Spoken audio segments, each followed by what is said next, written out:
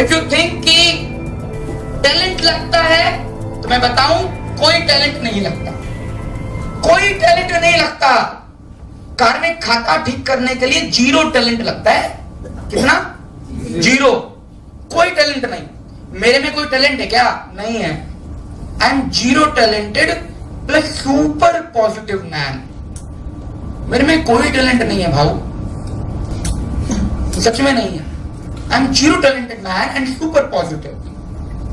Super positivity से आपको तरक्की आती है। अगर सफलता के लिए टैलेंट लगता तो न जाने कितने ऐसे लोग जिनके पास अपार टैलेंट है वो लोग बहुत कामयाब होते हैं, बहुत कामयाब। लेकिन ऐसे न जाने कितने लोग दिखा दूंगा जो बहुत टैलेंटेड हैं लेकिन वो कामयाब नहीं है, वो हैंड टू माउथ है, वो जॉब करते हैं। और कई बार जो जॉब पे रखते हैं उन लोगों को, वो लोग उनसे कम टैलेंटेड होते हैं।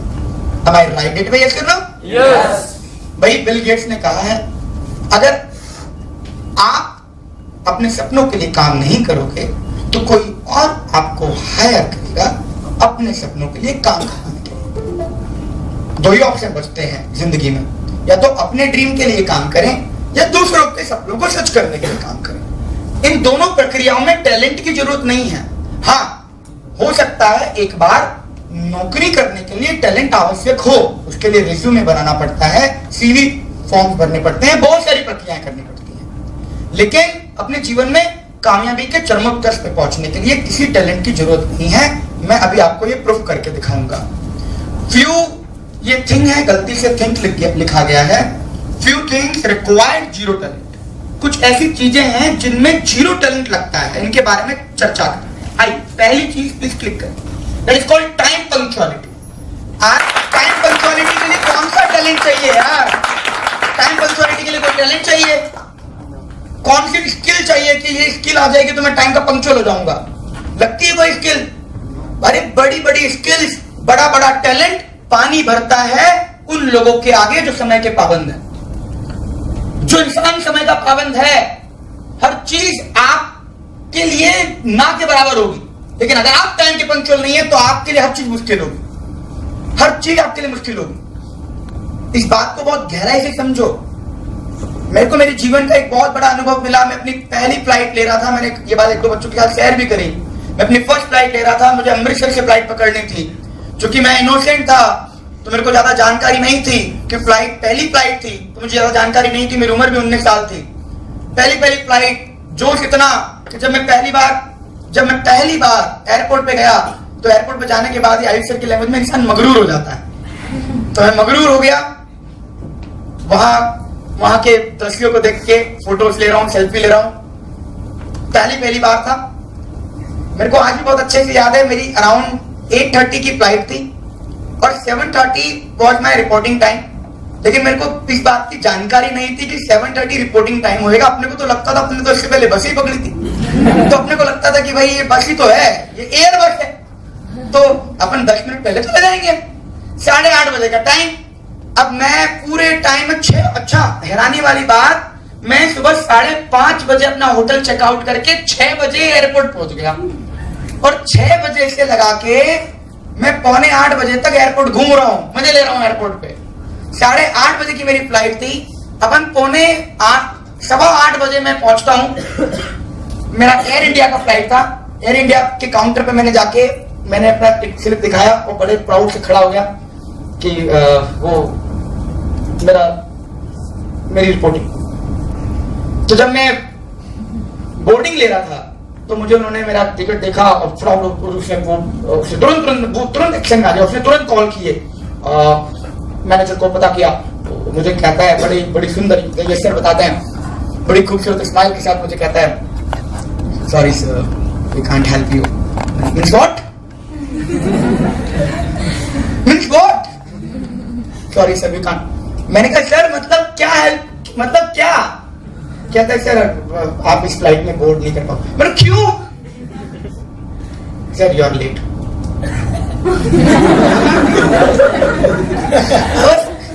लाइक भाई मैं तो 6 बजे से आया हूं यार। वो मुझे कहता है सर आप यहाँ तो अभी आए हो। मैंने तो क्या हुआ? 8:30 का टाइम। नो सर, हमारा गेट नंबर ए से सी की तरफ प्लेन जा चुका है, सारा के सारा लगेज बोर्ड हो चुका है यार, अब plane going to depart, we can't help you. मैं बड़ा हैरान, मैंने कहा भाई कुछ तो करो यार, मैं रिक्वेस्ट करने लगा, सॉरी सर वी कांट। मैंने कहा क्या करो, बोले नई फ्लाइट ले लो। और मेरी कनेक्टेड फ्लाइट थी दिल्ली से इंदौर की।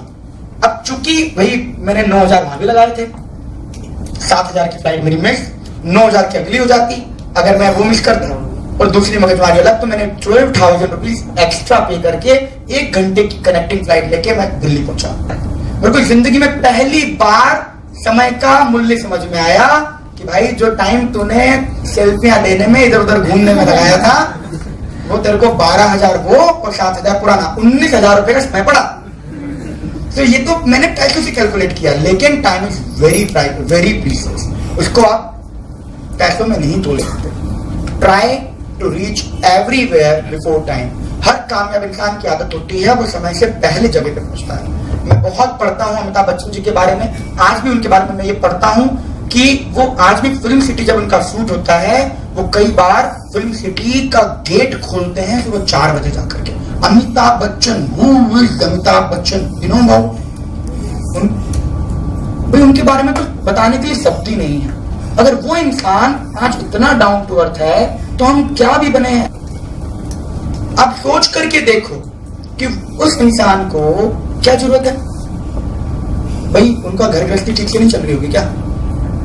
ओ कम ऑन, हाँ कोई तकलीफ जा रही है, मतलब ऐश्वर्या राय को हेयर कट कराने में तो पैसे नहीं दे पाते है ना, उनका मेडिक्योर पेडिक्योर का खर्चा बहुत ज्यादा होता है नहीं, तो इसके लिए उनको सुबह सुबह 4 बजे उठ के जाना पड़ता है। What do you mean? क्या लगता है आपको? आप सोच के देखो, इतना पैसा अगर आपने कमाया हो ना, मैं अभी बता सकता हूँ आपका भविष्य क्या होगा, मैं अभी बता दूंगा आपको सीरियसली। अगर इस लेवल पे आपने कामयाबी हासिल कर ली, भगवान करे आप करें, लेकिन नहीं करोगे अगर आपने अपनी मति नहीं ठीक करी तो वही मैं करना चाहता हूँ कि आप ये सीखें। मैं उदाहरण क्यों दे रहा हूं? इसीलिए कि जो इंसान उतना कामयाब है, आप सोचो कि वो अगर अपने काम को लेकर इतना डिसिप्लिन्ड है, इतना पंक्चुअल है, जीवन की अपार शोहरत कमाने के बावजूद इतना पंक्चुअल। अभी रिसेंटली मैंने एक बहुत ब्यूटीफुल एग्जांपल देखा। Give me very big hand for Mahendra Singh Dhoni. Give me huge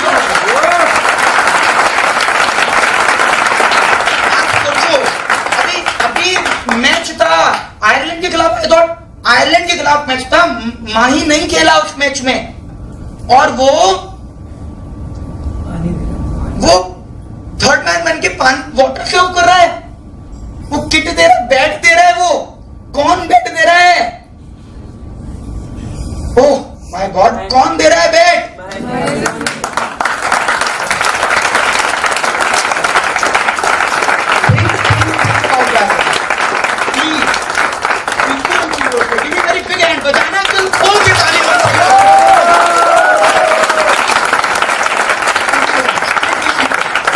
बहुत ज्यादा सीखता हूं इन लोगों से, क्योंकि इन्होंने जीवन में असल सफलता हासिल करी है। और अगर हमें वहां तक पहुंचना है तो कहीं ना कहीं हमें कुछ बातें तो अपने जीवन में उतारनी चाहिए, है ना? yes. समय का पाबंद होना बहुत जरूरी। इसके लिए कोई टैलेंट नहीं लगता, टैलेंट पानी भरता है उन लोगों के आगे जो टाइम के पंक्चुअल है, जो प्रयास करें। अगर किसी एसोसिएट को टाइम दिया, मुझे कई लोगों से सुनने मिलता है कि 1-1 घंटा 2-2 घंटे आपके बच्चे वेट करते हैं। आप shame on you man, you are applying कहलाने का अधिकार नहीं आपको अगर आपकी टीम का एक बच्चा 5 मिनट आपका इंतजार कर ले। गलती से कभी हो जाए कोई बात, चलो आप किसी और फॉलोअप में बिजी थे, इट्स ओके, तभी भी आपको सॉरी बोलना है। आप अप्लाई हो तो क्या हुआ, आपने उसके वक्त की कदर नहीं करी। इवन कई बार मैं भी लेट होता हूँ, आई फील अपोलाइज फॉर, मैं कई बार मीटिंग में भी, मैं आयुषी को कई बार मैंने बोला है कि सॉरी आयुषी मैं 5 मिनट लेट हूं आज, remember? Yes sir. Believe me sir, आपको लोगों के वक्त की कदर करनी चाहिए। अगर किसी का टाइम आपने लिया है, उसकी वैल्यू है। आपको अपने टाइम की भी नहीं है, और लोगों आप किसी और के वक्त के साथ तो खेल ही नहीं सकते, ये तो क्राइम है। Give respect to others time, और वो तब दोगे जब खुद के वक्त की इज्जत होगी। अगर अपने वक्त की इज्जत नहीं है तो किसी के टाइम को क्या इज्जत होगी? आप तो फालतू आदमी हो। और हमेशा याद रखना, फालतू आदमी हमेशा लेट होता है। ये गलत कहावत है कि बहुत बिजी आदमी लेट होता है। बिजी आदमी कभी कभी होता है, फालतू आदमी हमेशा लेट होता है। क्यों? क्योंकि वो फालतू के कामों में इतना व्यस्त है कि उसके पास काम करने के लिए टाइम ही नहीं है। लेकिन जो पंक्चुअल है ना टाइम का, उसकी लाइफ का एक बहुत बड़ा हैबिट होती है कि वो टाइम पर हर चीज को करे। तो इसको अपनी जिंदगी का एक बहुत बड़ा पार्ट, इसके लिए टैलेंट नहीं लगेगा, इसके लिए सिर्फ निश्चय लगेगा, कन्विक्शन लगेगी, आपका अंदर से आने वाली आवाज लगेगी कि हाँ, आज के बाद मैं टाइम का पंक्चुअल रहूंगा। क्या कहते हैं? यस और नो? यस। आप पंक्चुअल होने वाले हैं? Yes. Are we all? Yes. Very nice. When money is lost, means nothing is lost. When money is lost, means nothing is lost. When health is lost, means something is lost. But character is lost, means everything is lost. अगर आपका एक बार चरित्र गया, सब कुछ गया। और ये डायरेक्ट जुड़ा आपके एथिक्स के साथ है। मुझे ये बताओ मेरे दोस्तों, क्या सही कैरेक्टर रखने के लिए टैलेंट लगता है क्या? अच्छा एथिक्स रखने के लिए कितना टैलेंट रिक्वायर है? 0। तो कितने परसेंट रिक्वायर है? 0। नहीं, आप कुछ तो परसेंट टैलेंट चाहिए होता होगा ना। बहुत एथिक्स रखता है आदमी, कुछ तो टैलेंट होगा उसमें। हाँ? Oh come on, oh come on, कितना टैलेंट होना चाहिए? 0 टैलेंट। कोई टैलेंट नहीं लगता, 0 टैलेंट लगता है। सिर्फ मन के अंदर भाव होने चाहिए, अपने कार्य के प्रति सही भावना होनी चाहिए। मैंने कई बार बताया है, एक बात मुझे याद आ गई, मैं जरूर रिलेट करना चाहूंगा। I am talking about the man जिसे हम क्रिकेट के भगवान सचिन तेंदुलकर के नाम से जानते हैं, क्योंकि बिग हैंड। तेंदुलकर साहब के जीवन की एक बहुत अच्छी घटना है। तेंदुलकर साहब अपने जीवन में कितना उन्होंने एथिक्स का पालन किया, ये बात हमें सीखने को मिलती है उनके उस बिहेवियर से, कि जिसमें उन्होंने अपने ऑटोबायोग्राफी में कहा कि मैंने अपने जीवन काल में कभी भी मेरे गुरु की बात को मैंने कभी भी अनदेखा नहीं किया। जो मेरे गुरु थे, उनके गुरु की बात को मैंने कभी भी अनदेखा नहीं किया। गुरु की बात को हमेशा मैंने पालन किया, गुरु की बात का पूरा अनुसरण किया। 100% जैसा उन्होंने कहा वैसा मैंने माना। मेरे गुरु ने बचपन में सिखाया था, बेसिक्स में बताया था कि बेटा ये बेट है, ये भगवान है, तुम इसी से रन बनाओगे। अगर तुम इसकी इज्जत करोगे तो ये तुम्हारी इज्जत करेगा। किसी भी तरीके से इसकी डिसरिस्पेक्ट करना नहीं, किसी भी तरीके से इसकी डिसरिस्पेक्ट नहीं करना। ये उसके एथिक्स का पार्ट था। ये उनके एथिक्स के अंदर एक चीज जुड़ी। उन्होंने देखा उनके जमाने में नवजोत सिंह सिद्धू आउट होते थे तो बैट फेंक दिया करते थे। उन्होंने देखा उनके जमाने में कभी कभी कपिल देव साहब ने भी बैट फेंका। उन्होंने देखा अजरुद्दीन तो लगभग हर दूसरे मैच में ही बैट फेंकते थे। तो सचिन ने जब इन सबके रिकॉर्ड्स तोड़ दिए, जब ये सब रिटायर भी हो गए, जब उन्होंने सबके रिकॉर्ड भी तोड़ दिए, 100 सेंचुरी भी लगा दी, 200 रन भी बना दिए, सारे विश्व के सारे कीर्तिमान उनके नाम थे, तभी भी सचिन के दिमाग में तब तो आ सकता था ना, अब तो मैं ही हूं यार, अब तो मैं बैट फेंक ही सकता हूं, अब मुझे कौन कुछ बोलेगा, अब तो फेंक सकता हूं। लेकिन क्या कभी आपने देखा उन्हें अपने गेम की या अपने बैट की डिसरिस्पेक्ट करते हुए किसी भी तरीके से? Have you ever seen? Oh come on, say yes or no? No. Even though आप लोगों ने शायद नोटिस किया होगा, अगर कभी उन्होंने किसी ने उन्हें खेलते देखा हो, कि कई बार तो ऐसे एलबीडब्ल्यू सचिन जी ने खुद को आउट दिए हैं जिसमें एम्पायर ने भी उन्हें नॉट आउट दिया था। Can you got remember? Yes. ध्यान है आपको ये बात? Yes. मुझे ऐसे कई वाक्य याद हैं जब एम्पायर नॉट आउट बोल रहा है और सचिन पेवेलियन को चला गया। क्यों? क्योंकि उसे लगता था कि वो आउट है। ये क्या, किस चीज का उदाहरण हुआ? एथिक्स का एक उदाहरण हुआ। और जिस चीज की आप श्रद्धा से, एथिकल तरीके से जिस चीज के प्रति पूर्णतया समर्पण आप कर देते हो, वो चीज उससे 50 गुना नहीं 1000 गुना ज्यादा आपको रिटर्न करती है। 1000 गुना ज्यादा तो दिखती नहीं है, वो अदृश्य चीजें हैं, वो अदृश्य चीजें हैं, वो दिखेंगी नहीं। और हमेशा याद रखना, इस दुनिया के अंदर अदृश्य चीजें बहुत ज्यादा पावरफुल हैं दिखने वाली चीजों से। दिखने वाली चीजें कम ताकतवर हैं। जो चीजें नहीं दिखती ना, उनमें अपार शक्ति है, अपार, जो नहीं दिखती। उदाहरण के तौर पे किसी ने करंट देखा है? देखा है? कभी ट्राई करा? कभी ट्राई करना। अगर आदमी को थोड़ा बहुत लग जाए ना, तो महीने भर तक उसकी झुंझुनी नहीं जाती हाथ से।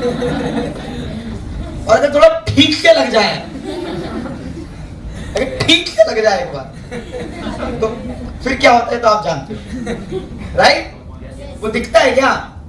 अदृश्य है, लेकिन कितना पावरफुल। वो एक बहुत छोटी चीज है जो मैं बता रहा हूं आपको, बहुत तुच्छ चीज है वो, प्रकृति की बहुत तुच्छ, कुछ भी नहीं है वो। इससे न जाने कितनी गुना ज्यादा ताकतवर चीजें हैं जो अदृश्य हैं, जो आपको नहीं दिखती। है प्रकृति का नियम है। जिस चीज के प्रति अपने पूर्ण श्रद्धा से आपने अपने आप को एथिकल तरीके से समर्पित किया है, ये मत सोचना कि कोई देख रहा है या कोई नहीं देख रहा। क्योंकि हमेशा याद रखना, दुनिया में दो लोग आपको जरूर देखते हैं। कौन दो लोग हैं? एक बार एक गुरु के दो बहुत बड़े शिष्य थे। उन दोनों शिष्यों को गुरु समान रूप से चाहता था। दोनों समान रूप से आगे बढ़े, समान रूप से टैलेंट उनमें था। गुरु ने कहा, तुम एक काम करो, अब तुम में से कौन मेरा सच्चा शिष्य है ये जानने का वक्त आ गया है। गुरु दक्षिणा मैं मांगता हूं। गुरु दक्षिणा में दोनों के हाथ में एक एक मुर्गा थमाया और क्या कहते हैं, तुम पूरब की ओर जाओ, तुम पश्चिम की ओर जाओ, और जहां कोई तुम्हें ना देखे वहां इस मुर्गे को मार देना। पश्चिम की ओर गया बंदा, अगले 6 घंटे में वापस लौट आया। गुरुजी को कहता है, गुरुजी आपका किया हुआ वचन मैंने पूरा किया, आपकी गुरु दक्षिणा मैंने पूरा की, देखो मैं आपका सच्चा शिष्य हूं। आपकी बात मैंने मानी, आपने कहा था इसको मार देना, मैंने इसको मार दिया। गुरु ने कहा, तुमने कहां मारा? कहते हैं, गुरु जैसा आपने कहा था, जहां कोई ना देखे मैंने वहां जाके इसको मारा। कोई ना देखे मतलब? उन्होंने पूछा। कहते वहां एक पहाड़ के ऊपर मैं गया, मैंने चारों दिशा में देखा, वहां पे मुझे पक्षी दिख रहा था, तो फिर मैं उस पहाड़ के अंदर एक गुफा में गया, वहां मुझे कोई नहीं देख रहा था, मैंने वहां उसको मार दिया। दूसरा शिष्य शाम तक भी नहीं लौटा। अगले दिन सुबह हो गई, सुबह भी नहीं लौटा। अगले दिन शाम को लौटा, जब तक पहला शिष्य भड़काने का काम करता, देखो आपका पहला कितना बेकार शिष्य है, अब तक भी नहीं लौटा, मैं पहले आया। और जब वो आता भी है तो आके क्या देखते हैं, गुरु के हाथ में वो मुर्गा एज इट इज पाते हैं। गुरु पूछते हैं, तुम कैसे नालायक शिष्य हो, तुम मेरा वचन नहीं पालन कर सके, तुम्हें मैंने कहा था जब तुम्हें कोई ना देखे इसको मार देना।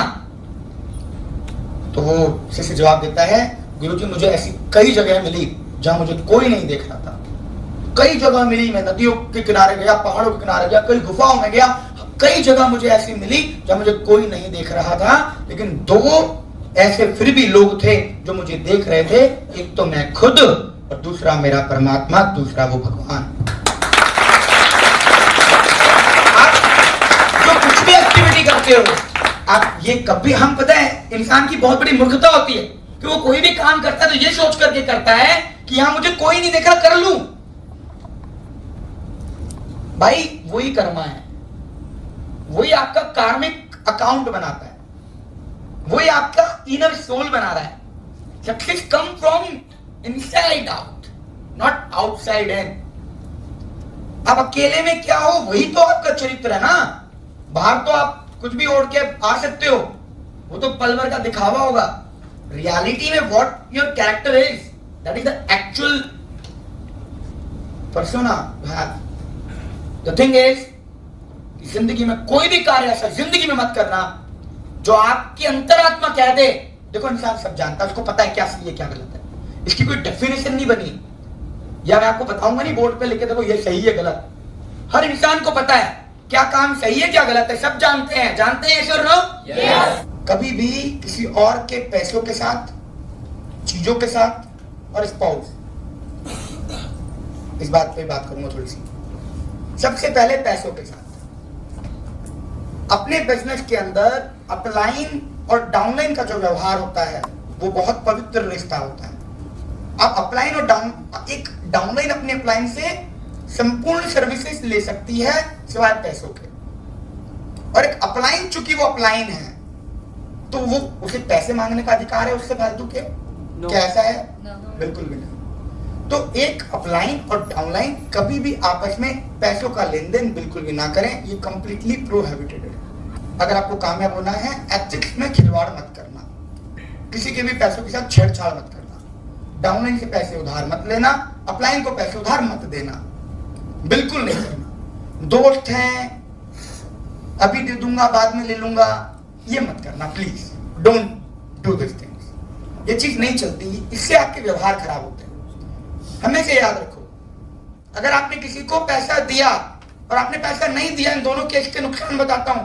अगर आपने किसी को पैसे नहीं दिए ना, एक बार बुरे बनोगे, लेकिन किसी को पैसे दिए ना, जिंदगी भर बुरे बनोगे। पूछो क्यों? पूछो। अगर आपने किसी को पैसे दिए, बाद में बात करेंगे, पैसे नहीं दिए तो क्या बोलेगा अगला? कैसे दोस्तों पैसे नहीं दिए इसमें? एक बार बोलेगा ना, पैसे दिए, अब अभी तो बहुत अच्छे लग रहे हो, लेकिन जहां पे आपने उससे पैसे मांगे और जब जब मांगे तब आप उसके बुरे बनोगे। जितनी बार मांगोगे उतने बुरे बनोगे। और आखिरी में ये रिश्ते कैसे खराब होते हैं पता है? लेट्स सपोज मैंने आयुष जी को अभी दिए नहीं है, अब उदाहरण लेते हैं। लेट्स सपोज मैंने आयुष साहब को पैसे दे दिए और इनने मैंने अमाउंट दिया और मुझे भी इनसे अमाउंट चाहिए, मुझे इनसे अमाउंट चाहिए। बड़े ध्यान से समझना, ये मेरी टीम के बहुत बड़े एसोसिएट हैं, 50 लोगों का ग्रुप लीड कर रहे हैं। अब मैंने इनको अमाउंट दिया, अब मुझे इनसे पैसे चाहिए, मैं इनको फोन लगा रहा हूँ, हाँ आयुष सर गुड मॉर्निंग उठाया, हाँ sir very good morning, Ayush ji मैंने आपको अमाउंट दिया था, मुझे वापस चाहिए। तो आयुष जी मुझे क्या बोलेंगे? सर अभी तो नहीं दे पाऊंगा सर, थोड़ा सा तकलीफ है सर, थोड़ा और है ना, ऐसे मैं मुझे चाहिए, ठीक है सर करता हूँ। अब मैं फिर फोन लगा रहा हूँ, अभी फोन भी नहीं उठा रहे हैं। अब कल मीटिंग है, अभी कल मीटिंग में भी नहीं आएंगे, क्यों? सर को दिख गया तो पैसे देने पड़ेंगे। अब ये मेरा भी फोन नहीं उठा रहे हैं, मेरा नहीं उठाने के चक्कर में डाउनलाइन का भी नहीं उठाएंगे। अब मैंने पता है क्या क्या खोया? मैंने पैसे तो खोए, मैंने एक रिश्ता खोया, मैंने एक लीडर खोया, मैंने बिजनेस खोया, total loss. Don't do this activity in your downline. भविष्य के लिए बता दे रहा हूं, हाल फिलहाल का मुझे नहीं पता, लेकिन भविष्य में ऐसी कोई चीज बिल्कुल मत करना। अगर किया हो तो बड़े प्रेम से वापस ले लेना और जिंदगी में कभी मत देना और ना लेना। लेन देन का रिश्ता रखना ही रुचि नहीं है।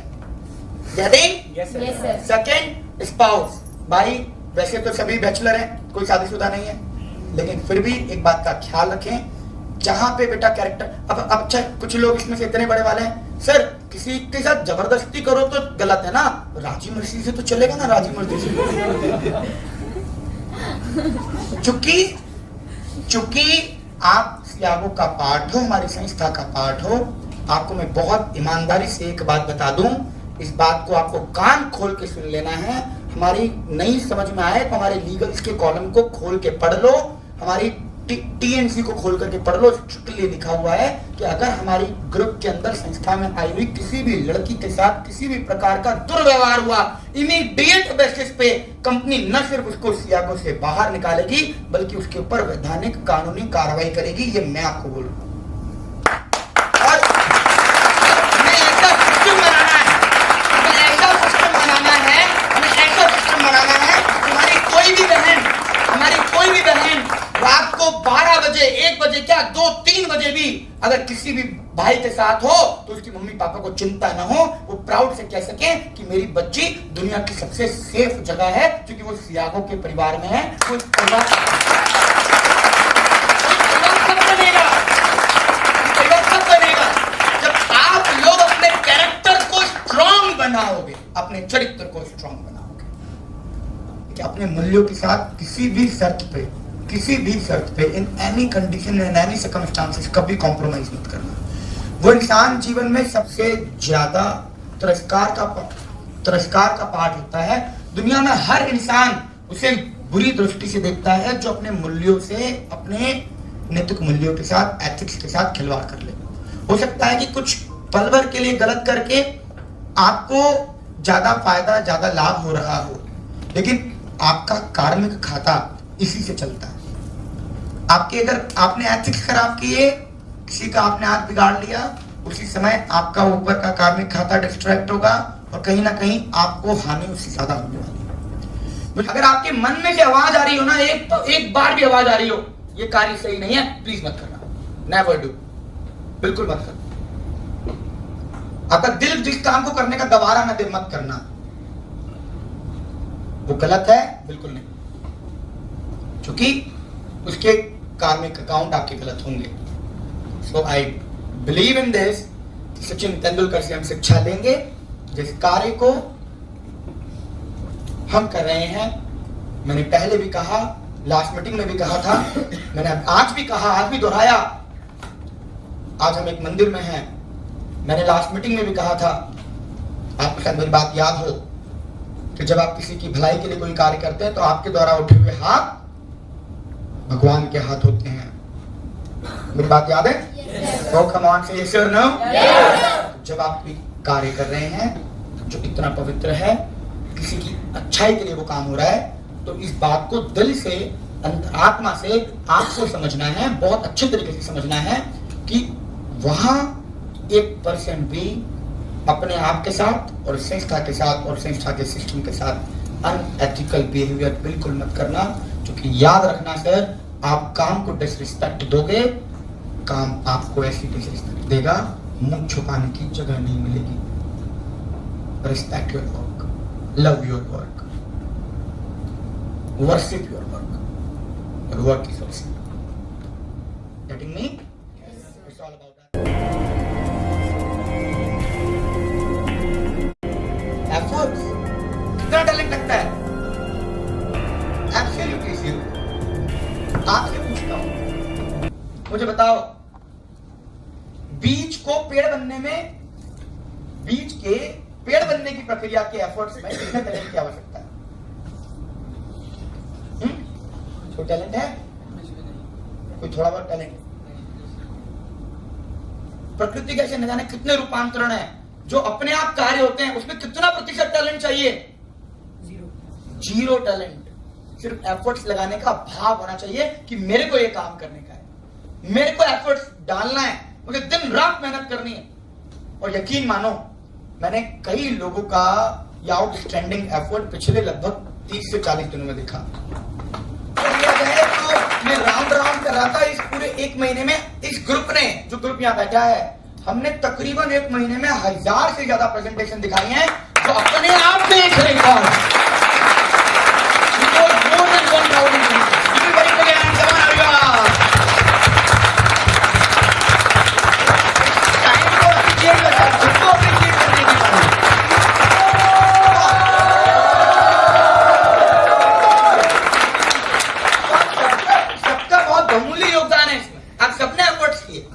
ये जो एफर्ट्स थे, अपने आप से पूछो, ऐसा क्या हो गया कि ये इसी महीने में आए, ये इसी महीने में एफर्ट्स निकले। और तो और हैरानी वाली बात पता है क्या है? सिर्फ कल का दिन अप्रोक्सीमेटली 24 रजिस्ट्रेशन सिर्फ कल के दिन हुए हैं। It's self for record. 24 कल के दिन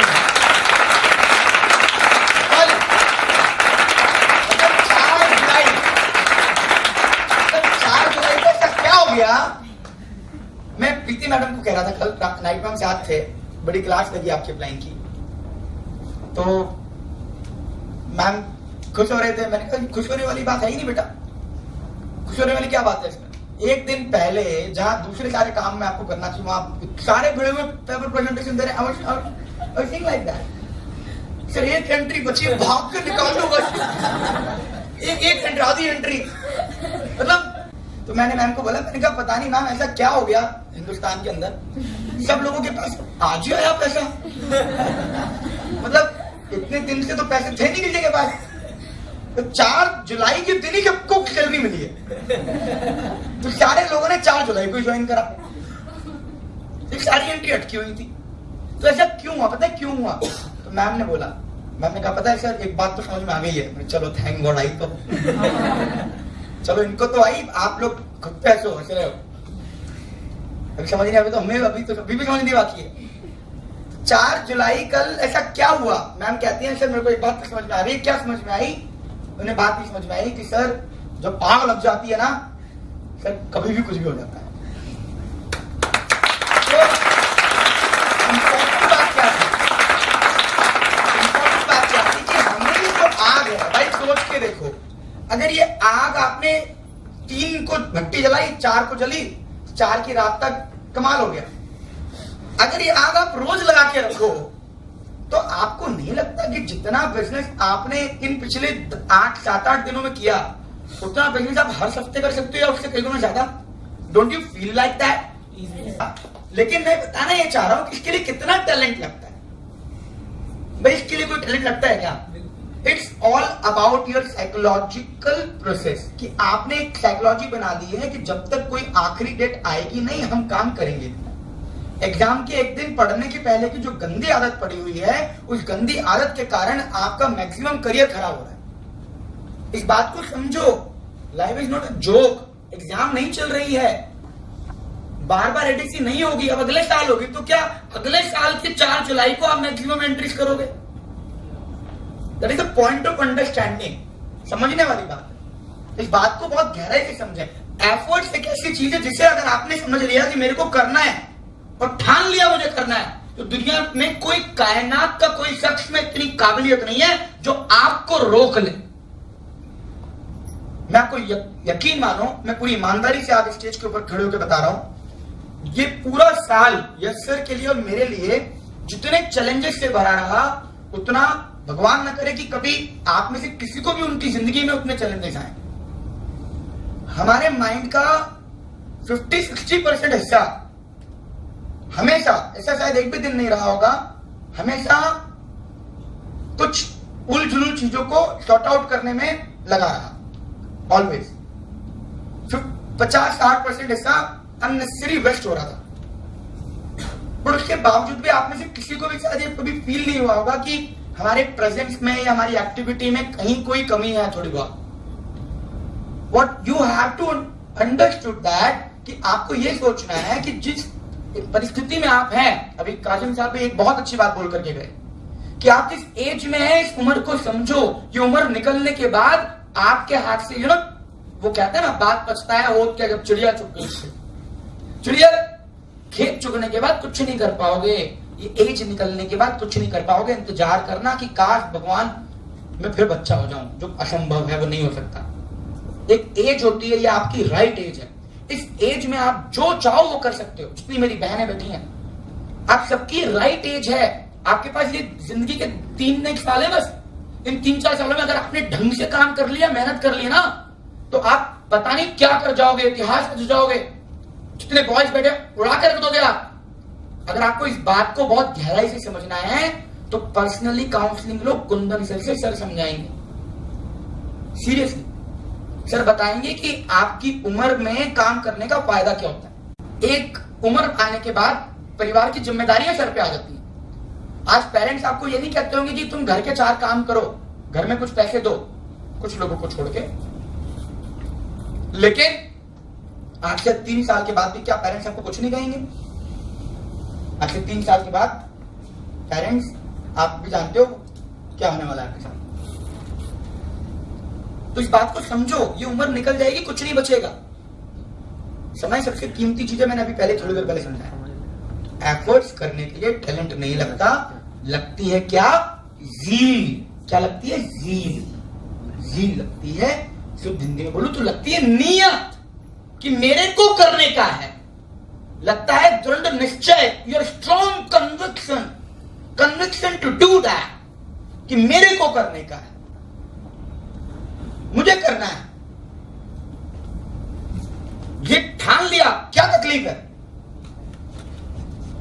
आपने देखा, काजिम साहब ने बताया उनकी जर्नी के बारे में कि उन्हें एक 2 स्टार एसआई बनने के लिए कितनी तकलीफें सहनी पड़ी। उन्होंने ड्रीम लगाया था डिप्टी कलेक्टर का, तो एसआई बने बॉस। आप करोड़पति बनने का सपना लगाओगे तो शायद लखपति बनोगे। आपका सपना ही लखपति बनने का रहता है।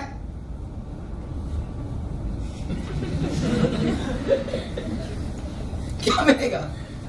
प्रैक्टिकल सोचो। और उसके बाद थोड़ा एफर्ट किए नहीं, 2 लोगों की रिजेक्शन आ गई, देन सारी हवा खत्म। देखा नहीं कितनी कितनी रिजेक्शन आती है एक इंसान को। सिर्फ उस पोजीशन तक पहुंचने के लिए उन्होंने जिंदगी में रिजेक्शन का पहाड़ उठाया है, पहाड़। तब जाके वो डेजिग्नेशन उनके पास है। हर चीज की कीमत होती है बॉस। जितनी प्रीसियस सक्सेस उतनी प्राइसलेस प्राइस।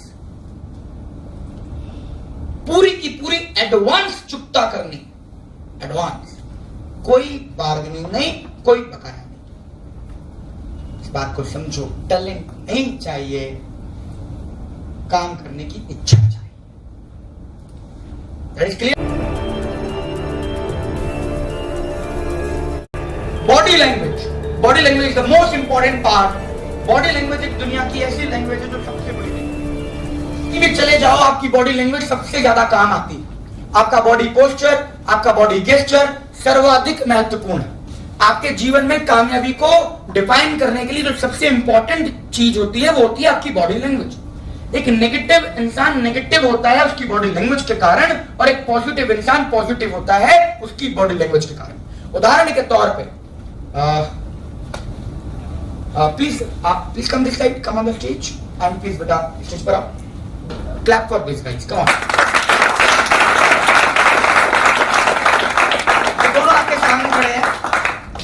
सर आप ना ऐसा बॉडी पोस्चर बनाओ, दुखी, निराश, हताश, टेंस, जिंदगी से हारा हुआ, है ना, परेशान।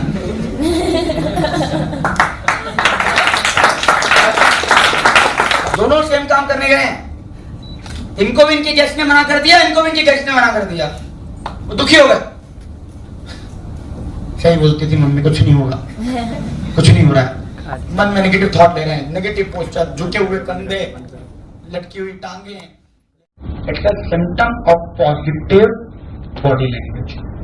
वो नेगेटिव दिखा लिया बेटा, डेमो दे रहा हूं मैं।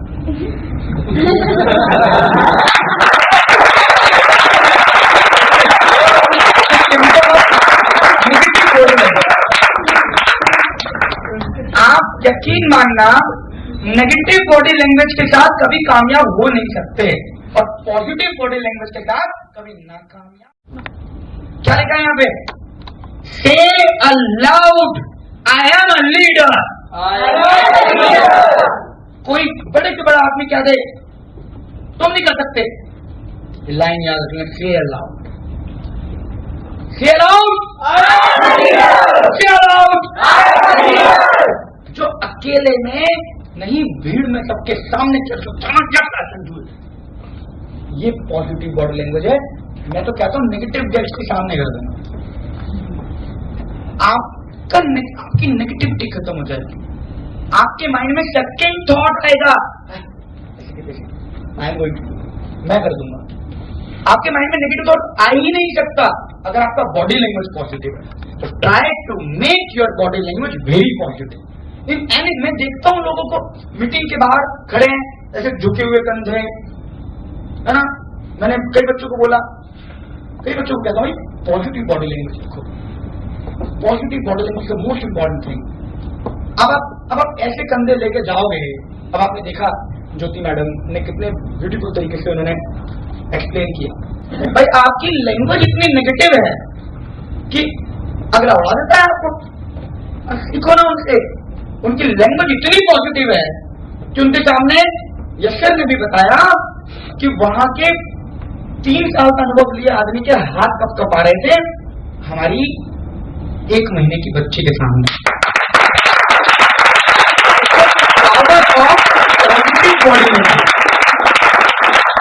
पॉजिटिव बॉडी लैंग्वेज, अगर आपका बॉडी लैंग्वेज पॉजिटिव है तो दुनिया हिला दोगे यार, नहीं तो बॉडी लैंग्वेज देख खुद ही ले रहोगे।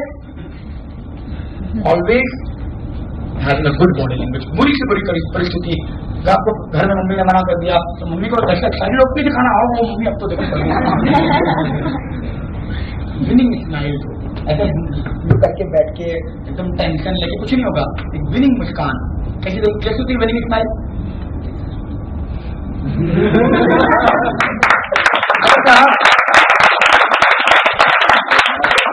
जीत के बाद तो कोई भी मुस्कुराता है, जीत के बाद कोई भी मुस्कुराता है। लीडर वो जो हारने के बाद भी जिसके चेहरे से स्माइल गायब ना हो। और याद रखें, अगर आपकी हार भी हो ना और आपके चेहरे से मुस्कान गायब नहीं होती तो जीतने वाले को पूरी खुशी नहीं मिलती। उसको लगता है कहीं तो मैंने कसरत छोड़ दी, तो अभी भी कुछ है। गेटिंग नहीं? तो अभी भी कुछ। आपके चेहरे से स्माइल को छीनने ना पाए। Winning smile always having on your face, always. गहना है वो, अनमोल।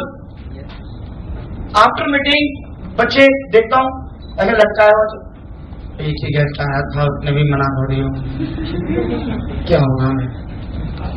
अरे दुखी आत्मा, अब ऐसे चेहरे लेके तुम किसी के पास जाओगे तो तुम्हारा तो क्या होगा? कुछ नहीं होगा। Always learn this thing, having a positive body language, ठीक है?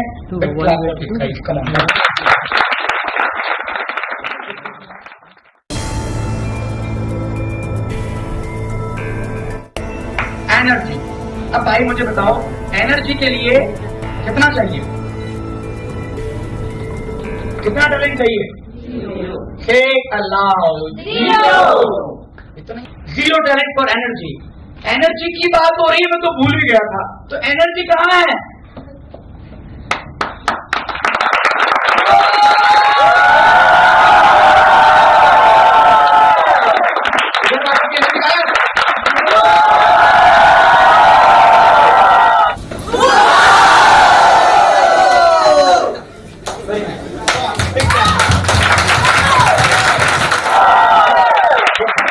ऑलवेज हैविंग इन योर, अपने अंदर इस एनर्जी को बना के रखो, ऑलवेज। खत्म होनी ही नहीं चाहिए, होनी ही नहीं चाहिए। अभी मेरे को इतनी तारीफ करी काजू साहब ने, इतनी तारीफ करी, जैसे मेरे साथ बैठे थे, उन्होंने बार बार कहा कि आपके बच्चों में बहुत एनर्जी, बहुत एनर्जी। उन्हें लग रहा था उनके लिए बहुत है। मैं ईश्वर को, जैसे मेरा चेहरा देखे तो मैं ईश्वर का देख रहा था, मैं माय गॉड बहुत एनर्जी। अभी तो टीम का बेस्ट आना बाकी है, तो एनर्जी निकली नहीं है।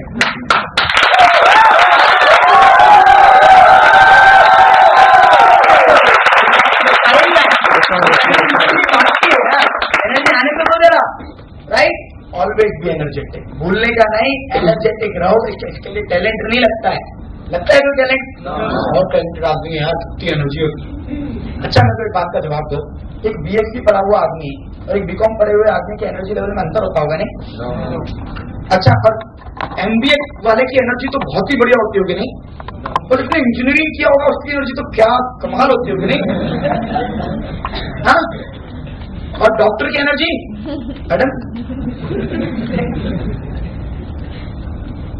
हाँ?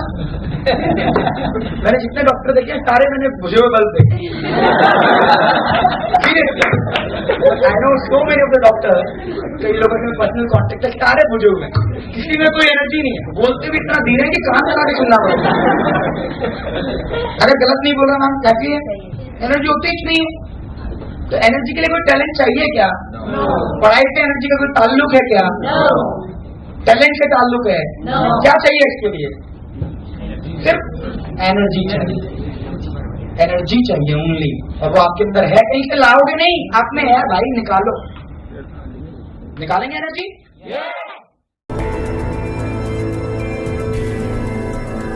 जैसे बचपन में कराया करते थे, जैसे कौन सी स्टोरी थी फिर वो गोलियत और डेविड, डेविड और गोलियत। डेविड एक बच्चा था और गोलियत वहां का सबसे मशहूर राक्षस, जिसकी बॉडी इतनी बड़ी हुआ करती, इतनी विशाल होती, उसने पूरे देश में हाहाकार मचा रखा था। और डेविड क्या था, मैं इसको गुलेल से मारूंगा। तो वहां गोलियत को जानने वाले सारे लोग डेविड को कहते हैं, तुम पागल हो, तुम छोटे बच्चे हो और वो इतना विशाल का है राक्षस, तुम उसको गुलेल से कैसे मारोगे? तो डेविड क्या कहता है सुनिए, वो छोटा बच्चा क्या कहता है कि इसलिए तो गुलेल से मारूंगा कि इतना बड़ा राक्षस है, कहीं भी लगेगी तो सुई।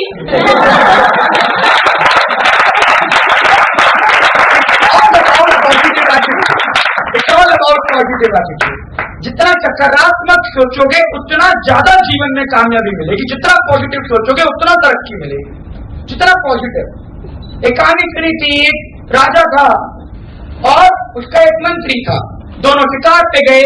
शिकार पे जाते वक्त राजा का शिकार करते वक्त अंगूठा कट गया। अंगूठा कटने के कारण राजा बड़ा दुखी हुआ। तो मंत्री कहता है, घबराइए मत महाराज, जो होता है अच्छे के लिए होता है। ये बात सुन के राजा बड़ा क्रोधित हुआ। राजा ने कहा तुम कैसे मंत्री हो, तुम्हें अक्ल नहीं, मेरा अंगूठा कटा है और तुम कहते हो जो होता है अच्छे के लिए होता है। कैसे मूर्ख मंत्री हो तुम, इसको फांसी में लटकाया जाए। राजा इसको फांसी का आदेश देता। अगले दिन उसकी फांसी थी। राजा फिर शिकार खेलने गया। इस बार उस राजा को झुंगा लाला वाले कुछ आदिवासी लेके गए, उन्होंने टांग दिया और टांग दिया। अब उनकी प्रक्रिया थी, उसको उसकी बलि चढ़ाने से पहले उनका एक आदमी आया, उसने पता नहीं खोखा देख के कहा बलि कैंसल। इसलिए कैंसल, क्यों कैंसल? इसलिए कैंसल क्योंकि भाई इसका तो अंगूठा कटा है, तो खंडित आदमी है। हम खंडित आदमी की हमारे देवता को बलि नहीं देते, जाओ तुमको छोड़ो। इतना सुनना था, राजा बड़ा खुश हुआ। कहता है बाय गॉड, उसको याद आई अपने वजीर की बात कि मेरे वजीर ने कहा था जो होता है अच्छे, तुरंत भागा।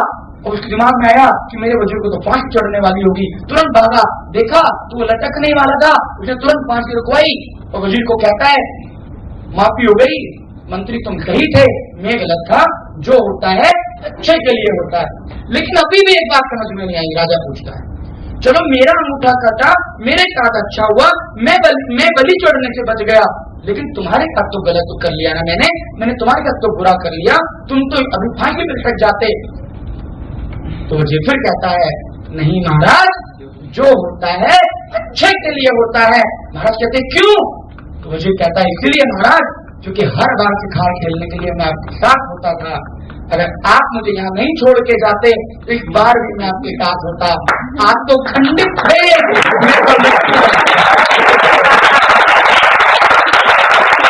जो होता है बोल सकते हैं, जो होता है जो होता है जो होता है पॉजिटिव माइंड से। जितना पॉजिटिव सोच होगी उतना पॉजिटिव जीवन होगा, जितना पॉजिटिव सोच उतना पॉजिटिव जीवन। नकारात्मकता में से भी अगर पॉजिटिव खोज के निकालने की अगर आदत बना सको तो समझ लेना कि आपके जीवन सही रास्ते पे जा रहा है। लेकिन कुछ लोग होते हैं वो मक्खी की तरह अपने जीवन को बना लेते हैं। एक मक्खी जो पूरे शरीर के अंदर कहीं नहीं बैठेगी, वहीं बैठेगी जहाँ पे घाव हुआ, वहीं बैठेगी जहाँ घाव है। कहाँ है घाव, वहीं जाके बैठेगी। डोंट बी लाइक मक्खी, मक्खी मत बनो। नेगेटिव से नेगेटिव आदमी के अंदर पॉजिटिव चीजें ढूंढो। अपनी टीम के हर बच्चे की सकारात्मक चीजें खोज के उसको अप्रिशिएट करो, जो अच्छा बोल सकता है उसकी तारीफ करो, तुम अच्छा चल सकते हो उसकी तारीफ करो, वो उसे बढ़ाने का प्रयास करो। अपलाइन हो, आपका कर्तव्य है उसके ऊपर उठाना। It's your duty, it's your task. गिराना आपका काम नहीं। उसकी हर अच्छी आदतों को बढ़ाने को ट्राई करो, पॉजिटिविटी ढूंढो, हर क्रॉसिंग में पॉजिटिविटी ढूंढो, यही आपका काम है। That is clear?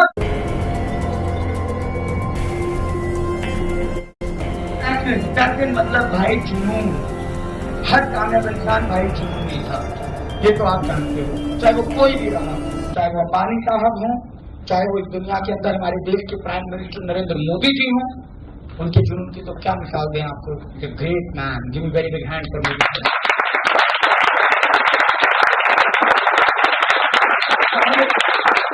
चाहे आप विराट कोहली का जुनून देख लो। You ever seen the passion of Virat Kohli? Seen, yes or no? Yes. How passionate it is. Come on, great.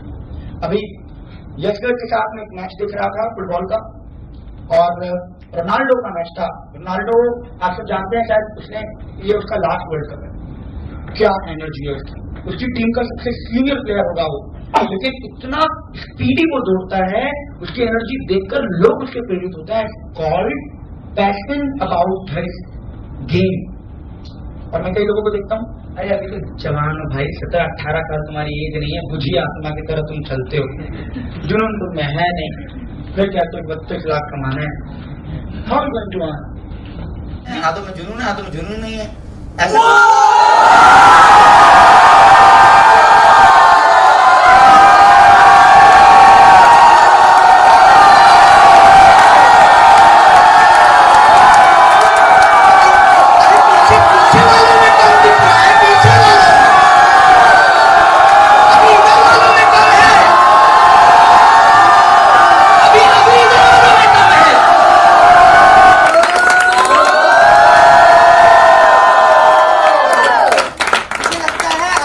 तालियों के आगे तो मुझे माइक की भी आवश्यकता नहीं पड़ती।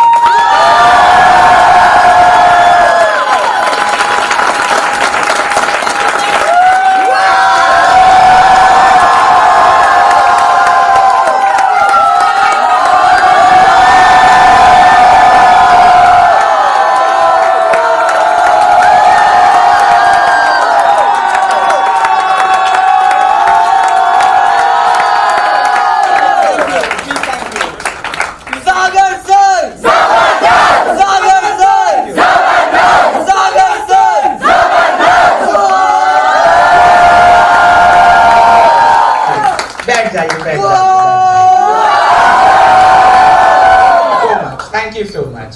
So, thank you. Be energetic always. Be energetic.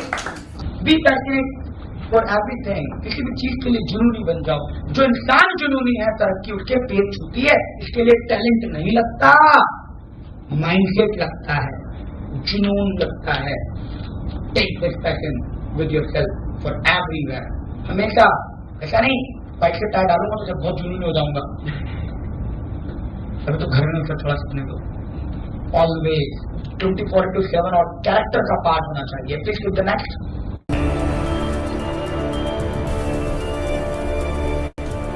B teachable. अच्छा, टीचेबल होने के लिए भाई कौन सा टैलेंट लगता है? टैलेंट लगता है कोई? जीरो टैलेंट, कोई टैलेंट नहीं लगता टीचेबल होने के लिए। टीचेबल का मतलब जानते हैं? कई लोग इतने बड़े हो जाते हैं कि वो टीचेबल ही नहीं रहते। उनकी अपलाइन जब उनको कुछ सिखाने का प्रयास करती है तो वो सीखना नहीं चाहते। उनकी बुद्धि से वो सारी चीजें बाहर चली जाती हैं, कोई बात उनके दिमाग में नहीं जाती। उन्हें वो अपना कहते हैं ना, धंधा साहब जितना ढक्कन मोटा उतना धंधा छोटा। आपने इतना मोटा ढक्कन लगा रखा है कि उसके अंदर कुछ जाता ही नहीं। आपके अपलाइन कुछ भी कर ले। दो प्रकार के पत्थर होते हैं। पहला पत्थर होता है गोल, जरा से चरकाओ बड़ी दूर तक जाता है। दूसरा पत्थर चौकोर, कितना ही मार लो टूटेगी तो ज्यादा तुम्हारी टांग ही, हम तो सरकने वाले है ही नहीं। काइंड ऑफ लीडर जिन्हें कुछ भी बोल दो, उनकी अपलाइन कई बार मुझे बताती हैं कि सर मैं मेरे बच्चों को इतनी प्रकार की सिखा चुका हूं, अब तक भी ये नहीं समझा। तो भाई कोई बात नहीं, कोई बात। कहते हैं अगर अब भी दूर सवेरा है, अगर अब भी दूर सवेरा है तो उसमें कुछ कसूर तो तेरा है। अगर अब भी दूर सवेरा है तो उसमें कुछ तो कसूर तेरा है। क्यों डरता है उस काली रात से जब मन में ही तेरे अंधेरा है, मन में तेरे अंधेरा है। पॉइंट को समझना बहुत इंपॉर्टेंट बात जो मैंने अपने शायरी के अंदाज में दोहराई, बहुत इंपॉर्टेंट थी ये बात। आप अगर टीचेबल नहीं हो तो आपने अपने मन के अंदर घोर अंधेरा करा हुआ है कि आपको उजाले का प्रकार भी दिखाई नहीं देगा। अब सीखोगे नहीं तो पहुंचोगे कैसे यार? तुम कल भी वहां से जहां तुम आज हो तो तुम कल कहां पहुंचोगे? कहां जाओगे? रोज एक एक दिन बढ़ रहा है, आपकी लाइफ में क्या प्रोग्रेस हो रही है? Yesterday 0, today 0, tomorrow will be getting me. अगर आपने कुछ नहीं बदला तो कुछ नहीं बदलेगा, कुछ तो बदलना पड़ेगा ना। टीचेबल बनो। कोई बात अगर कोई समझाता है ना तो समझो मेरे भाइयों, आपका भला है, आपकी तरक्की छुपी। कोई ले नहीं लेगा, कुछ आपसे देगा ही, कुछ लेके ही जाओगे। टीचेबल बनो प्लीज।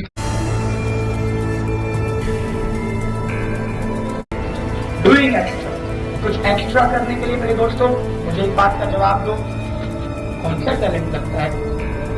ओ कम ऑन, कोई टैलेंट लगता है क्या? मैं ऐसे कई लीडरों को जानता हूँ जो आज इस कन्वेंशन के कई टारगेट भी उन्होंने अचीव किए, लेकिन वो बिल्कुल नाप तोल के मेहनत करते हैं। नाप तोल के मतलब मेरी लेख ये है, मुझे इस लेख में इतनी एंट्री निकालनी है, इतनी निकालूंगा। ये दूसरी लेख है, इसमें मेरे को पार्टिसिपेट करने का नहीं। मेरा 1% भी टाइम यहाँ पे क्यों दूं? यहाँ तो मेरी अपलाइन दिख ही रही है, मेरे बच्चे तो देख ही रहे हैं, मेरा कोई लेना देना है नहीं। वो उतना ही करते हैं जिससे उनका काम होता है, वो एक्स्ट्रा नहीं करते, वो एक्स्ट्रा नहीं करते। No name fame, no respecting downline, only check, they earning check only, they didn't get the main the values in the heart of downline, because उन्होंने उनके लिए कुछ किया नहीं। समझने वाली बात है। Doing extra is the most important thing of your life. अपनी जिंदगी में एक्स्ट्रा करने की आदत डालो, कुछ एक्स्ट्रा करो। अगर आप एक्स्ट्रा चाहते हो तो एक्स्ट्रा मेहनत करो। उदाहरण के तौर पे सबसे पहली बात एडमंड हिलेरी माउंट एवरेस्ट चढ़े थे, लेकिन इनके साथ तेंजिंग कौन थे? ये वो इंसान था जिसने इनके पहले कई बार तेंजिंग कई बार आधी से भी दूर तक माउंट एवरेस्ट को क्रॉस कर चुके थे। और एडमंड हिलेरी कोई नहीं, Guinness book of world record में उनका नाम है। ऑलमोस्ट 11 से 12 लोगों को वो एवरेस्ट चढ़ाई कराने का गौरव प्राप्त कर चुके हैं। मदद करी उन्होंने, उनकी पूरी उंगलियां बर्फ में गल गई। सिर्फ जुनून, पागलपन about the work doing extra. And believe me, आज लोग उनका नाम बहुत इज्जत से लेते हैं, क्योंकि जो लोग वहां तक गए हैं उन्हें पता है कि उनका अगर कोई मेंटर था जिसके कारण वो जा पाए तो वो वही भारतीय थे जिन्होंने निस्वार्थ भाव से उनके लिए काम किया। Give me very big hand for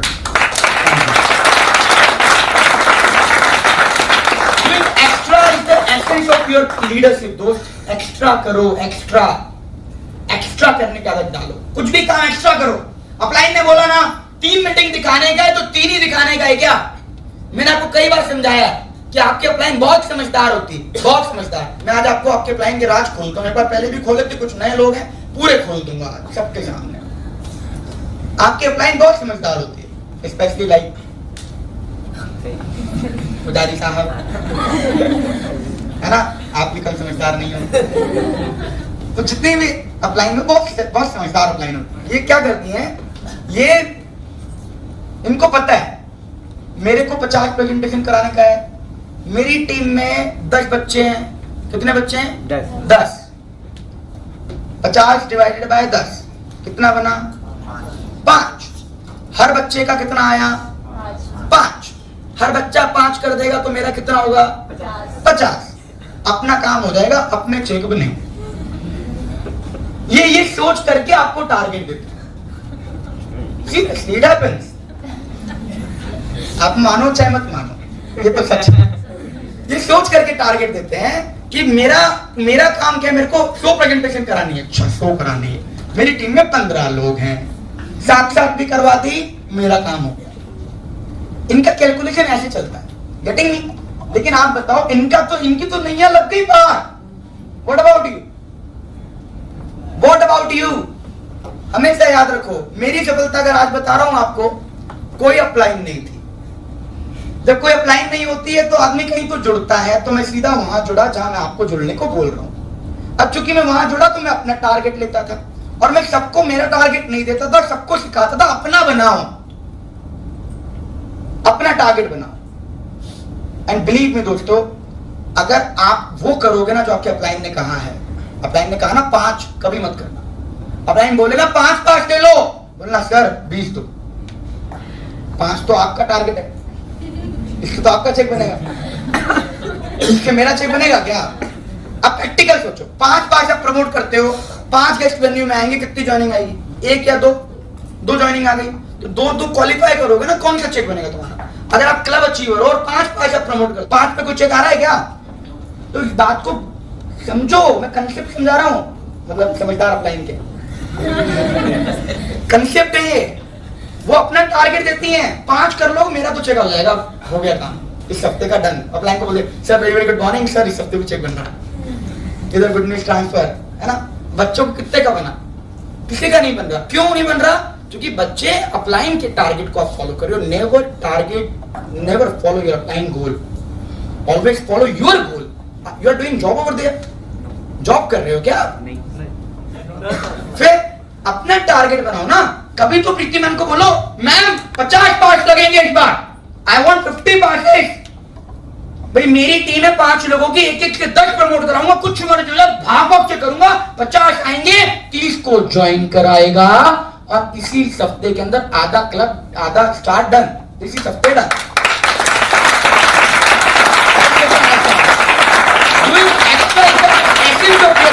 extra करो, एक्स्ट्रा करो। घोड़े को करके मत छोड़ो, जितना दम है उससे ज्यादा लगाओ ना, कितना ताकत है आप में उससे ज्यादा झोंको, तब तो कोई बात बनेगी। जितना दम है उतना ही लगाओगे तो क्या बनना है, थोड़ा ज्यादा डालो, एक्स्ट्रा डालो, extra. Getting me? Oh come on. आज के बाद अगर अपलाइन बोल देना फोन लगा के, अपलाइन अगर कह दे सर पासेस, अगर ये कह दे अपलाइन, सर सच बता रहा हूं सर, चुल्लू भर पानी लेके कर लेना जो मन करे, पीना तो बिल्कुल मत। बिलीव मी, बहुत शर्म की बात है। अगर अपलाइन बोल दे सर इस बार कितने पासेस चाहिए, बहुत सेमलेस हैबिट है। अगर अपलाइन ये बोल रही है आपको, because you are doing job यार, जॉब कर रहे हो आप। अगर अपलाइन को बोलना पड़ रहा है कि आपको कितने पास चाहिए, जॉब ही हुई नहीं तो। एक बॉस है वो बोलता है चलो चल लेते हैं, एक बॉस से बोलता है उठो, उठ जाते हैं, बॉस से बोलता है मीटिंग में आओ, आ जाते हैं। What we are doing? Job, yes job. और 90% लोग यहाँ जॉब करने वाले बैठे हैं, सीरियसली। सियागो में भी जॉब हो रही है। मालिक बनो भाई, बॉस बनो, एक्स्ट्रा करो। अच्छा, टाइम पे कौन पहुंचता है? मालिक। मालिक, एम्प्लॉय। मालिक का कोई टाइम होता ही नहीं है, टाइम से पहले एम्प्लॉय पहुंचता है टाइम पे। टाइम पे कौन छोड़ के भागता है? एम्प्लॉय। भाई मेरी 6 बजे time is over, I am going to do. मेरा काम नहीं है, वही हो गया काम, अब कल पे देखेंगे। ये किसका काम है? एम्प्लॉय का काम है। आज सुबह 9 से शाम को 6 बजे तक की ड्यूटी है अपनी, अपन 9 से 6 ही देगा। इससे ज्यादा मेरे को पैसा मिलता है क्या? क्यों दे? हम इस तरीके से काम करते हैं। 11 बजे वेन्यू में आना है, 11 बजे आ जाएंगे। 2 बजे वेन्यू खत्म, लेट हो गया वेन्यू, तो मैं क्या करूं? मैंने 2 बजे तक का टाइम में कराया था, मेरा तो 2 बजे तक का टाइम है, जा रहा हूं। What it shows, प्रैक्टिकल सोचो क्या कर रहे हो आप। जॉब हुई है तो प्रैक्टिकली ये जॉब हुई। एक बिजनेस ऑनर का कोई टाइम नहीं है, कोई टाइम नहीं। तो आज से मालिक बनेंगे? यस। एक्स्ट्रा करेंगे? यस। अपलाइन बोलेगी पास के लिए? नो। बोलेगी? No. Oh, come on! No. अपना टारगेट खुद बनाओ। कितने का चेक कमाना है मेरे को? हर हफ्ते एक टारगेट लो। हर संडे मीटिंग होती है ना, हर संडे टारगेट लो। इस संडे की मीटिंग में कितने का चेक कमाऊंगा?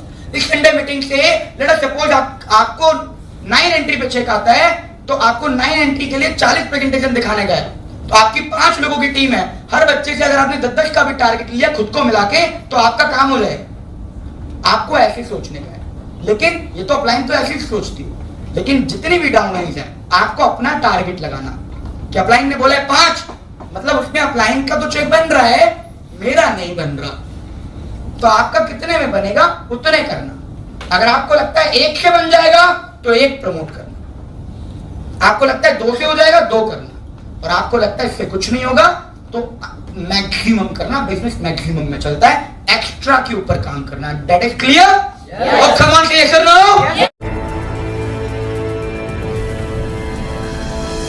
प्रिपरेशन के लिए कौन सा टैलेंट लगता है? कोई टैलेंट लगता है? There is no talent required for preparation. Prepare for everything. Meeting देने जा रहे हो, प्रिपेयर करो। ट्रेनिंग लेने जा रहे हो, प्रिपेयर करो। बच्चे से मिलने जा रहे हो, प्रिपेयर करो। प्रिपेयर करो। बाल हेयर स्टाइल जमाओ, शू पॉलिश करो, बेल्ट ठीक लगाओ। कई लोगों को मैं देखता हूं उनका बेल्ट चल रहा है, बेल्ट यहाँ जा रहा है। Prepare yourself. योर प्रिपरेशन देखो, ऑलवेज याद रखना, successful peoples are planning for success, failures don't. If you don't plan for your success, it means you are planning for your failure. अगर आपने सफलता के लिए प्लान नहीं करा, मतलब आपकी प्लानिंग काय की है? फेलियर की। फेल होना है क्या? प्रिपेयर करिए। It's all from my side। मेरी बातें खत्म हुई यहाँ पे, और इन्हीं शब्दों के साथ ज्यादा वक्त ना लेते हुए, because मुझे कुछ और भी लोगों को सुनना है, मैं चाहूंगा कि अगर आपको ये बातें अच्छी लगी हो, जो ये चीजें जो मैंने आपको बताई इनके लिए टैलेंट नहीं लगता, इसका मतलब मेरे को बताओ, क्या कामयाब होने के लिए टैलेंट लगता है क्या?